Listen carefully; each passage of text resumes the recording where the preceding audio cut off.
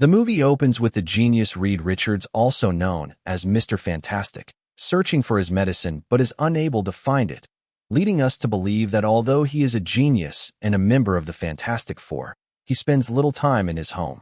He is finally helped by his wife Sue Storm, also known as the Invisible Woman. Here, in a shocking twist of events, she discloses to him that she is pregnant, and Reed is visibly shocked to know this, as they had tried so much for this day. But after failing for a couple of years, they had stopped talking about this. After this good news sinks in, he embraces his wife and they share a tender moment. Post this, we are shown the heroics of the Fantastic Four, where they had saved the world multiple times in the past. The threats included the Red Ghost and his super ape, and also Mole Man, with whom Sue struck a deal, bringing peace between the surface dwellers and the Subterranea, ruled by the Mole Man. The world celebrates them wherever they go and shower them with appreciation and love. Sue and Reed disclose about their parenthood to Johnny and Ben. They are elated to know about this news and give the couple their heartfelt congratulations. Next day, Reed receives a strange signal from another galaxy, but is unable to decode the message as it is in an unknown language. Here we see him try out a new teleportation experiment. He uses a device known as the bridge and successfully teleported an egg to a distance of 6 meters to the other side of the room.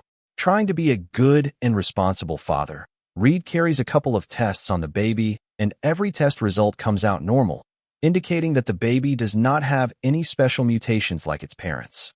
One day, while carrying out some tests, Sue shows him their child by making her skin invisible around the baby, and Reed is quite charmed by seeing his unborn child.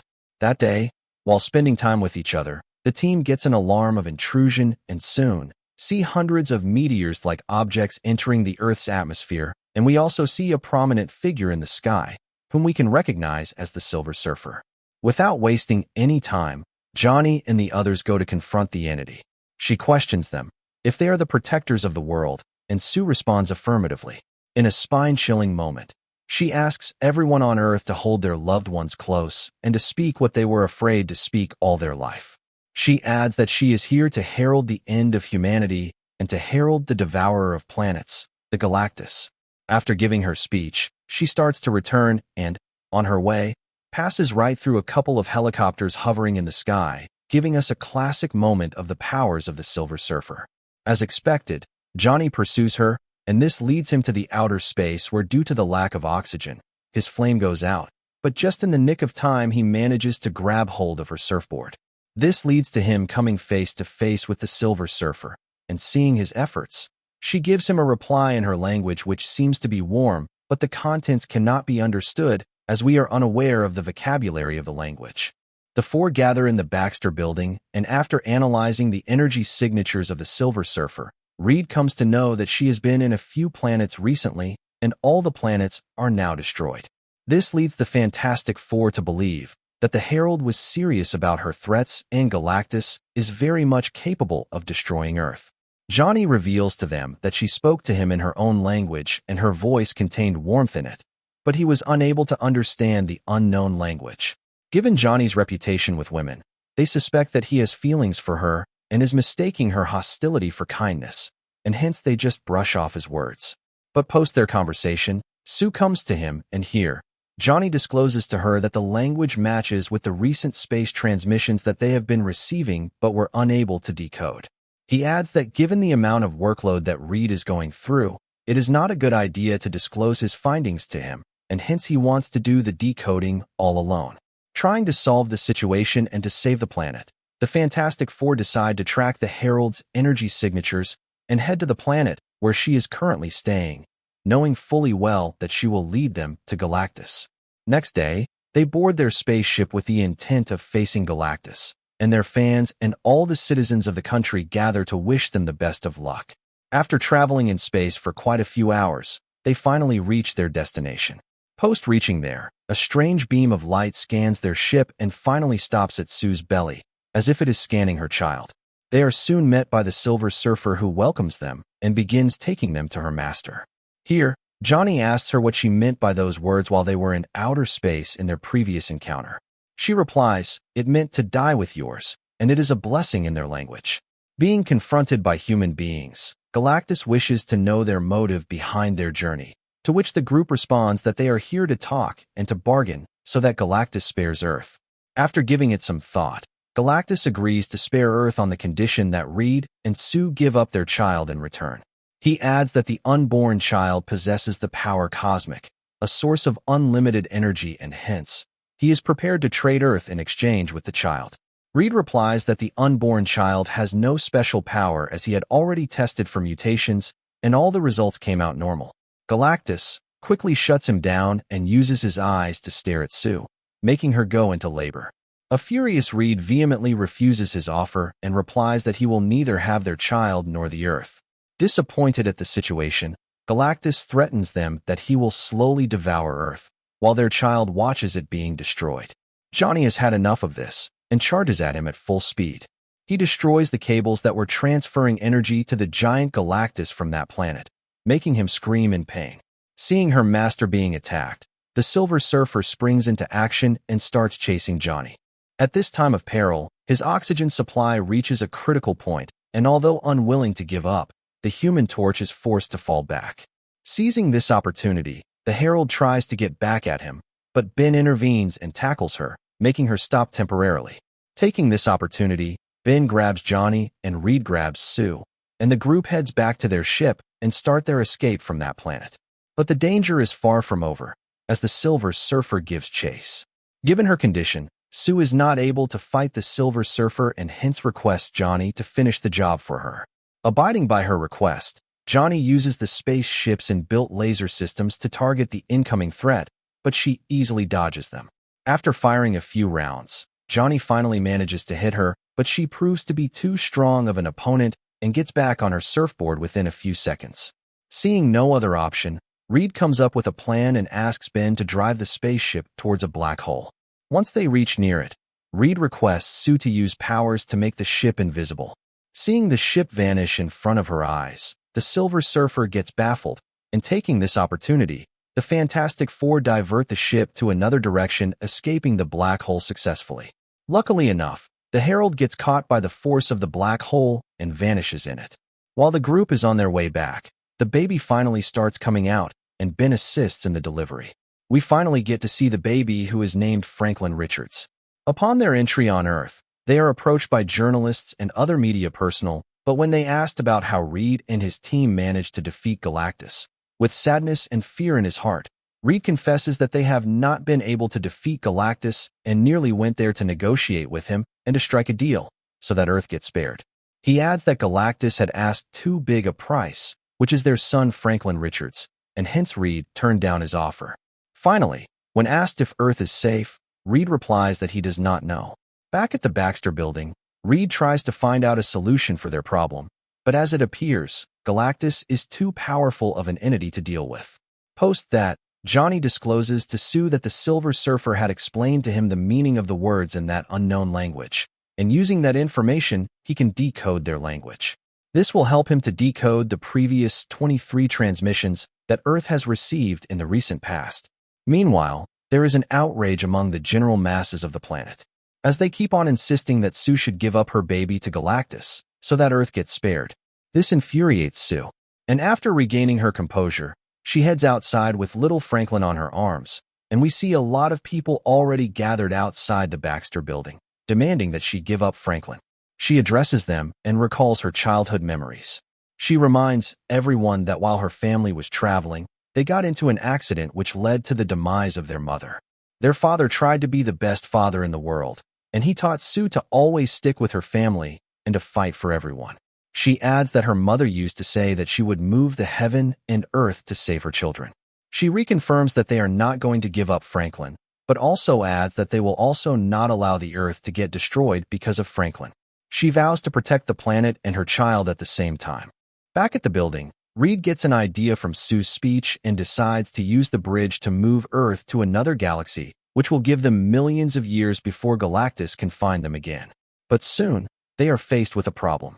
They need to set up a large number of bridges all over the planet so that they can be activated simultaneously before they are capable enough to move an entire planet. This would require a humongous amount of power, in fact, all the power on the entire planet. To achieve this purpose, Reed requests the people all around the globe to save electricity for a fixed time of the day so that they can accumulate enough power to bring their plan to fruition. All the nations in the world come together in support of their plan. They work day and night to finish setting up the bridges in all the major cities all around the globe. Having achieved the first step towards their goal, Reed and his team activates all the bridges at the same time, and we can see everyone being close to their loved ones, hoping for the best to happen. But just when everything seems to be going fine, they suddenly spot one of the bridges going down, and soon enough, more bridges collapse one after the other. To our horror, the Herald has reappeared, and she is the one responsible for the destruction of the bridges. She continues her rampage and destroys every bridge on the planet except the one in the vicinity of the Baxter building. Sue understands that the Silver Surfer has returned for Franklin, and hence Reed shuts down the Baxter building. As soon as she approaches the last bridge, Johnny intervenes and deviates her attention towards himself. Sure enough, she chases him, and here in the smart move, he transmits the transmissions received from outer space to the nearby digital boards. This takes the Silver Surfer by shock, and she comes to a halt after hearing her name on the audio. Johnny plays the most recent transmission received from outer space, and we are informed that it was in fact received from a planet named Zenla. This planet turns out to be her home. Johnny adds that he had successfully translated those messages and has come to know that they were thanking her for her sacrifice. This leads us to believe that she had sacrificed herself to save her planet from Galactus. Post that, she became his herald and has been choosing planets to feed her master.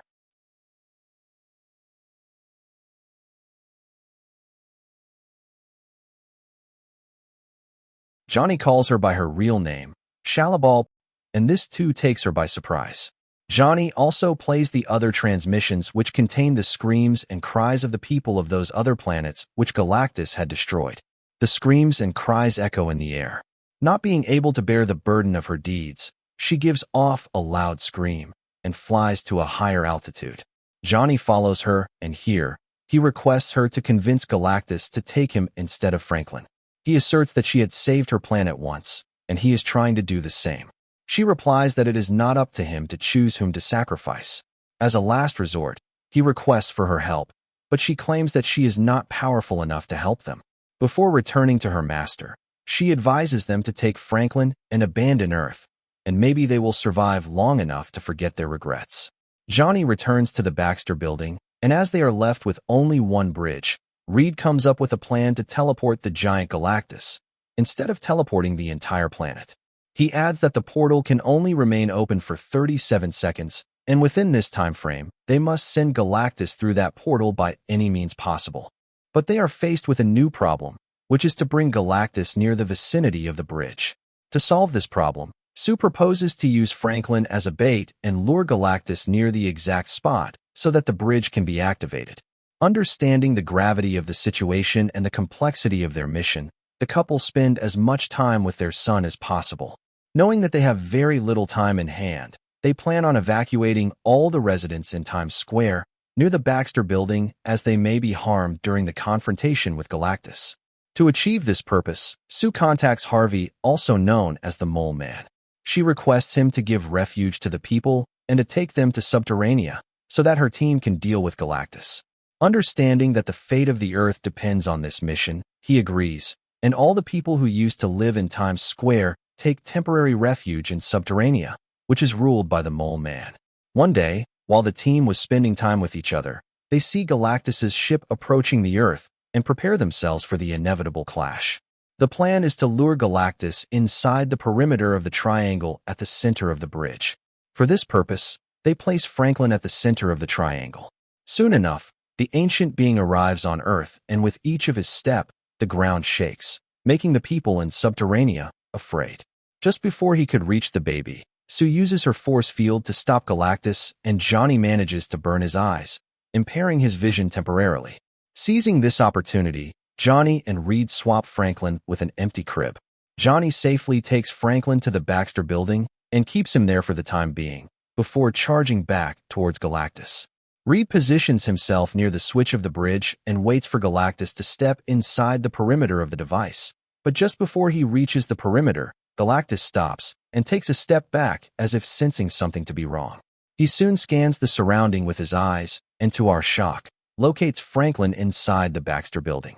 A disappointed Galactus calls them clever little bugs and starts approaching the building. In order to stop him from taking the child, Ben throws a large oil tanker towards the giant and Johnny sets him ablaze. But this seems to have no effect on him. Ben decides to throw a large crane at him, but Galactus in turn grabs hold of the crane and, using it, throws Ben high up into the sky. Seeing his friend in danger, Johnny decides to save him first. Sue tries to divert his attention using their car, but Galactus manages to make her crash into a nearby building, leading to Sue losing her consciousness. Reed also tries to fight this ancient being and manages to strike at some vital points, leading him to scream in pain. But before Reed could hurt him more, Galactus grabs him and begins stretching him like a rubber band.